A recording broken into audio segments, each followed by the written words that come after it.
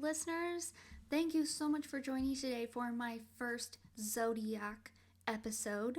And let's just jump into it because I love the Zodiac. I love learning about it and birth charts and everything like that. So I'm going to give you a rundown about astrology and Aquarius and things associated with it.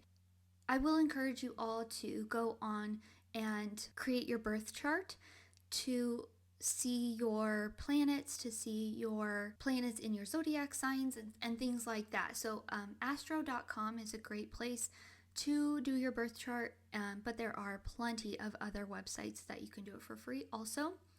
I'm going to be referencing two books today that I personally have and I love them. I find all my information from them. One is called A Simple Star Guide to Astrology for the Modern Mystic. This is by Vanessa Montgomery. And another one is Astrology for Real Life, a workbook for beginners by Teresa Reed. I'm obsessed with this workbook. It has helped me really understand my birth chart, and you learn so many aspects of your life and personality between planets and other signs and, your rising sign, your sun sign, your moon sign, your Mercury sign, things like that. So I definitely encourage that. If you are interested, definitely check out that workbook because it is so awesome. So let's just jump into it. So a lot of people ask, what is astrology? And it's a study that is around planets and stars and how that affects humans. So it looks at correlations between the position of all of that and their relationship to events on Earth. They study positions and patterns of the planets at the time of your birth, and it helps give an idea of the person's character and potential. So when you do your birth chart, you will put in your birthday, the time you were born, and where you were born, and that really helps give you the most accurate details of your astrology and your birth chart. So using astrology will help to give you insight on your personality and the possibilities that you have to achieve through your life. And it's not just achievements, it's also like trouble that you could get into. But it can also help with the timing of events and exploring compatibility with your love or your friends, and kind of can help you make conscious choices. But with that, it is not foolproof. It will not tell you crystally clear what you should be doing, what's going to happen, things like that. It can give you just a generalization that you can interpret in so many different ways. Especially looking at your birth chart, you can interpret it differently, and a lot of astrologers do. When it comes to person, some do it differently. So even like the most gifted astrologer, they cannot predict the future. They cannot see everything, and no one has that almighty power. So it'll give you an idea of the energy that there is in your sign and in your birth chart in your body, and it will open it up to interpretation. Error, yes, there will be some, but again, it's not a guarantee, but it shows the potential of what could happen. So jumping into Aquarius, I am an Aquarius. February 5th is my birthday, and so Aquarius starts at January 20th and ends at February 18th. Funny enough, my oldest son was born on January 20th, and my husband was born February 18th. So they're what we call cusps.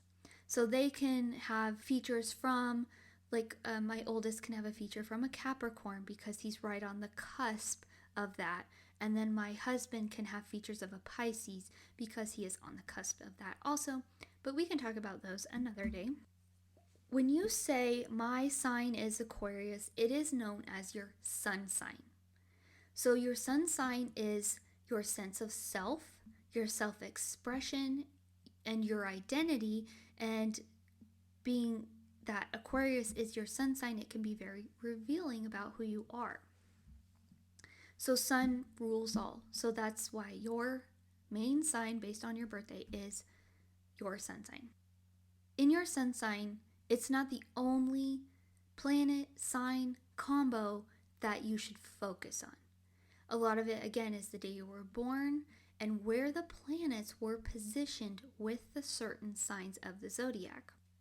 So the planets represent what is being expressed, and the sign is saying how this function is expressed. And so you can further go into your birth chart about that. Again, I really recommend the workbook because it really helps you take it in better, I think. So for an Aquarius, the key phrase for them is I know. Very intellectually centered. Some high vibes when you're, at your height, doing great. Aquariuses are intellectual, eccentric, futuristic, logical, friendly, unorthodox, truthful, rational, objective, curious, idealistic, and inventive. So then when they're in their low, they lack empathy, they're stubborn, they're distant, they detach, they have commitment problems, and they can be rebellious and argumentative. So each sign has a ruling planet. So for Aquarius, it's mostly Uranus, but Saturn can also be a ruling planet, and they're used to represent different archetypal aspects of your psyche. Like the planet Venus represents love and relating to others. So planets have distinct functions about your character. Moving on to the element. Each sign has an element that is attached to them and can be fire, earth, air, and water. Though Aquarius is a water bearer, they are an air sign. So it describes the psychological types of human behavior, perception, and operations. So we will get to the air sign here in a bit. Also, each sign has a mode, and it can be cardinal, fixed, and mutable. It is a quality. Aquarius is a fixed mode, and so it can describe your endurance style, your energy, and your psychological approach to a sign. And so being fixed is a fixed staying power. Also, each sign can be masculine or feminine. Masculine is positive or a yang, and feminine is negative or a yin. And so it's the polarity between the masculine and feminine. So Aquarius is a masculine sign, and masculine are for the fire and air signs only, and earth and water for feminine. And people who are a masculine sign are more assertive and positive, and the feminine side is receptive and passive. Aquarius is a masculine. And oddly enough, they have parts of the body that are ruled by Aquarius, and that would be ankles and circulation. I really don't know what that means, but I thought I'd include it. So there are different houses in your birth chart. There are 12 different ones, and each one represents a specific area of your life, such as health, marriage, your career. And so Aquarius is associated with the 11th house. 11th is social ideals, how you relate in groups rather than individual, and it also shows your approach to humanitarian issues and what you're motivated to do. So that is the house that Aquarius is most related to. But like when I pull up my birth chart, Aquarius is my sun sign, and I am in the 9th house. So the 9th house is like higher mind. You favor things that expand your mind. You want to see the world, your higher education, your spirituality, things like that. It's comparing the house that it's in to your sign, things like that. So if you guys have questions, let me know. I am still learning, but I thought this was an amazing topic to take all of us on and really kind of learn together. So the personality of an Aquarius is extroverted, and the color is electric blue or neon. They're described as radical, original, and independent. So they're an air sign, which really says that they express unconventional qualities through thought and communication. And they run high on voltage and have a very magnetic quality about them. I say that about my husband all the time because literally people will just look at him and then come up and talk to him. It just doesn't, I don't know. So the glyph, so the, what we all see are the two zigzag lines. And so those represent both moving water and energy and frequency. So the water, the energy, the frequency, those moving together. And it is a symbol, is a water bearer. And so she sits on a cloud high above earth. So from her great height, she pours the rain of knowledge into the masses below. So Aquarian water nourishes new life in terms of ideas and consciousness. I thought that was cool. I had never heard of that. I just knew she was a water bearer, and I assumed it was like water for the earth. I don't know. But once you really dive into it, it's like, wow, this is really cool. So Aquariuses are known to love change and constantly question the status quo. And they like to interrupt structures, like social structures. And you look at Capricorns, who are big when it comes to building social structures. But Aquarius comes in and they want to innovate them and they want to make them better. When an Aquarius becomes focused and invested on something, they will never quit. They also love to keep things fresh and like all moving, like water. They are very cool, calm, and they can be a really bright entity after a storm. They bring clarity and awareness to their surroundings. So with Aquarius, it's not so much about you personally and about how you fit in the social structure, but you're about intersection, commonalities that we share with other people, and how we can help arrange them so that all can thrive. Aquariuses love supporting a cause. If it's protesting organizations and institutions, their biggest one is human rights. That's one they are very fond about, and they really identify with organizations and institutions that mirror their beliefs. They're, big researchers. They'll look into political movements, books, TV, internet, things like that. So when an Aquarius is on a humanitarian pursuit, it really fills them up. They like to have a good cause, but even if they don't have one, they know they want to contribute something meaningful to the world. Aquariuses are future-oriented and very almost prophetic. They love sci-fi and science and chemicals and even architecture. They're always thinking. So again, they're a fixed air, which lends to their staying power with their ideas, their ideals, and their vision. Quote, I did it my way. That's a real thing for them, especially marching to the beat of their own drum. They can also become detached like other air signs, but Aquarius definitely more than others. So it can be hard for them to maintain their unique position in life and in the universe because of their detachment that they can encounter. So Oprah Winfrey and Ellen DeGeneres, they are called classic Aquarius, where they really move from being a people pleaser to being authentic and pleasing themselves, really growing themselves and achieving so much in their lives.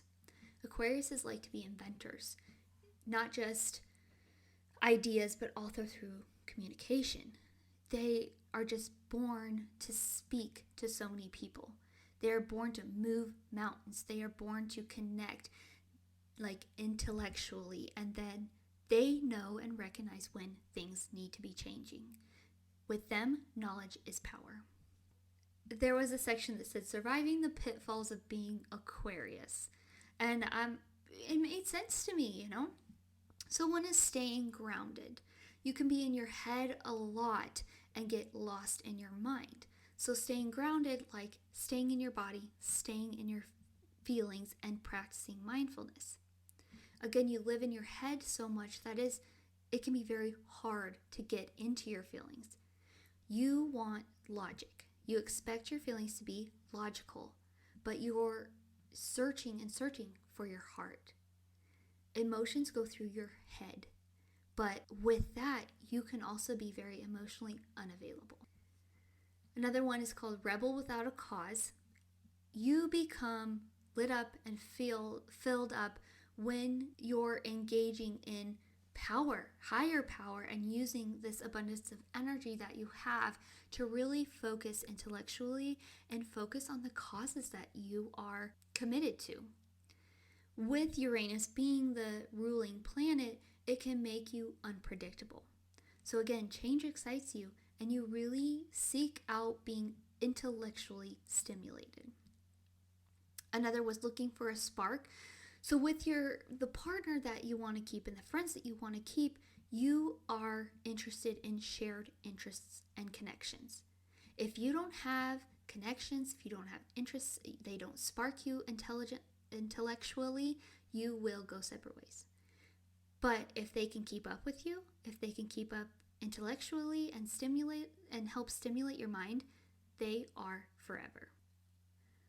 There was another section called cozying up to an Aquarius. So friendships are very valuable to an Aquarius. They are extremely loyal, but they appreciate space.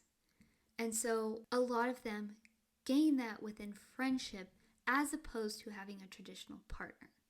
Give them space, connect intellectually, and then you can find a common cause and really thrive as a friend or as a couple.